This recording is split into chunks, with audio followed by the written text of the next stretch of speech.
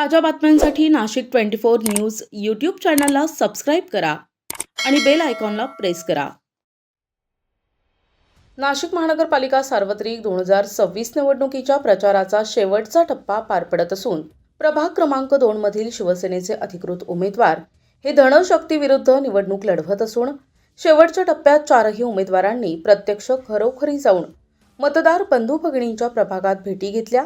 या प्रसंगी त्यांचे महिलांच्या वतीने औक्षण करून प्रभागातील नागरिकांच्या वतीने शाल आणि गुलाब पुष्प देऊन सत्कार करण्यात आला.